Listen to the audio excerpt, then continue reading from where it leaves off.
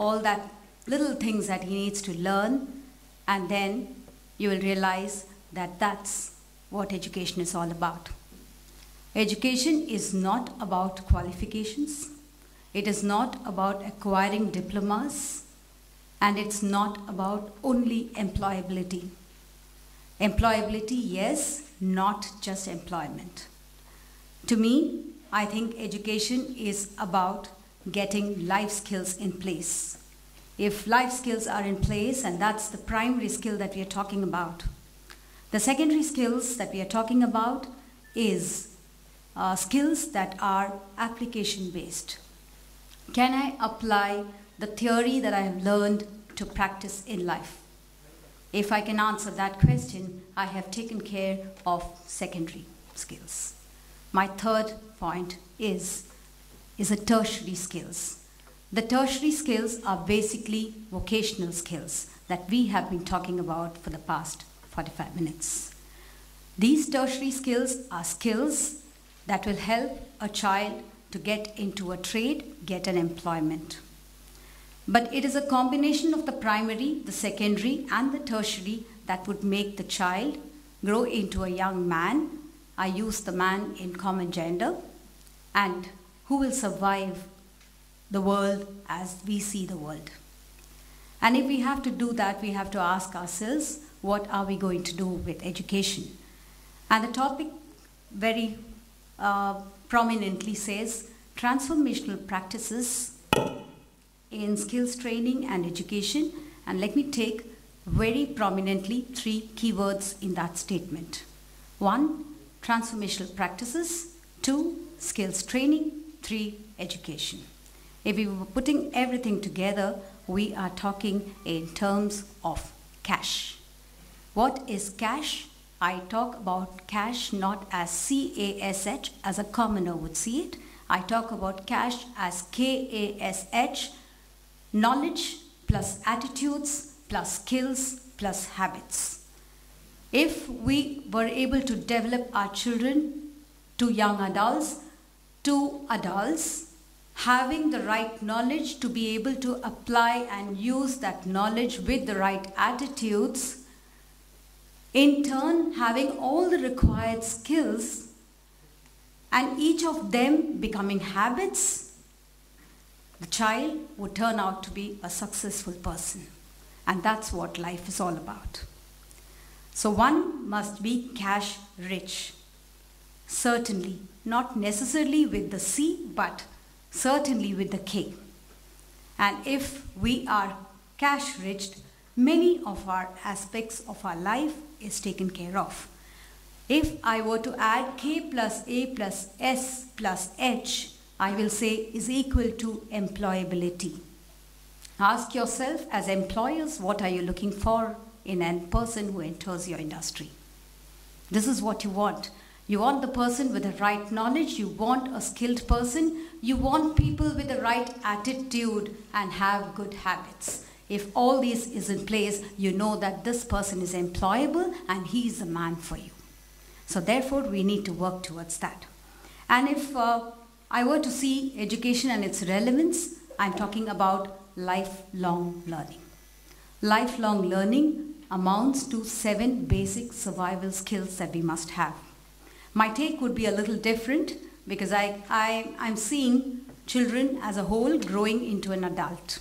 So that's the reason why I'm talking the way I'm trying to present to you. The 7 survival skills, the first one being communication skills.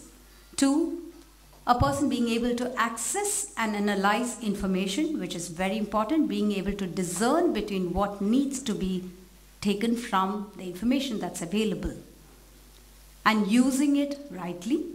3, collaborative skills. Today, a person has to be a people's man, being able to control and get people to work together. So collaborative skills are very important. Agility and adaptability is a 4th skill that we need to teach. Critical thinking and problem solving, very important in life.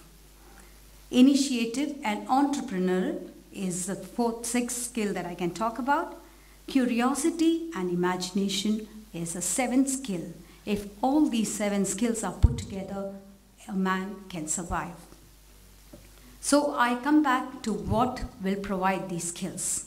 Whether it is school education or whether it is college and higher education, what you need to work on is a curriculum, as was rightly said.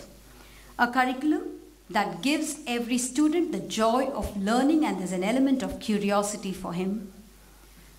Developing inquiring minds that would question. Being able to appreciate and imagine things.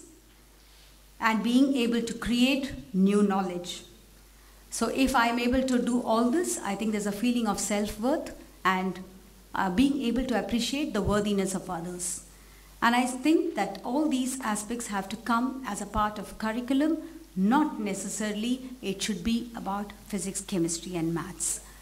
Let's ask ourselves this question: if after 25 years of your schooling, if I ask you, each one of you, what is one lovely memory that you'll have about your school? You will not remember the most interesting question paper that came across to you. You won't remember the concept that was taught brilliantly by a teacher, but you will certainly remember the experience that you had on the stage the first time you addressed as a 5-year-old or a 7-year-old and you shivered. You would remember that experience all through your life. So this is what is skills training according to me. So what do we do as schools?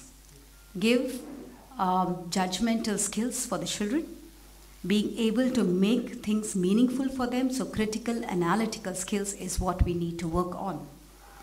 And for all the skills that needs to be training, we need to train the trainers.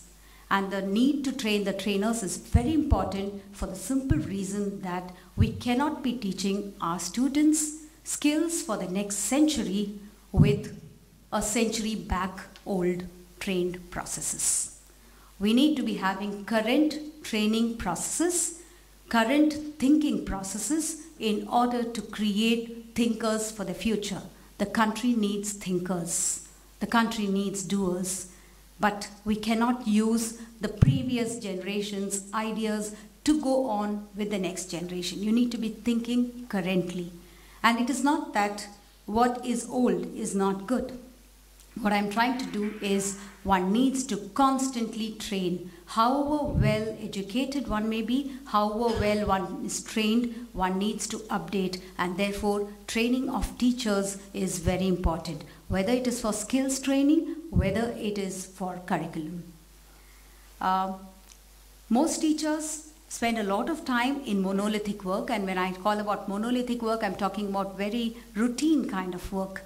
If we can give challenges across to teachers to start thinking in terms of, not thinking in terms of one size fits all, okay, kind of a classroom or a classroom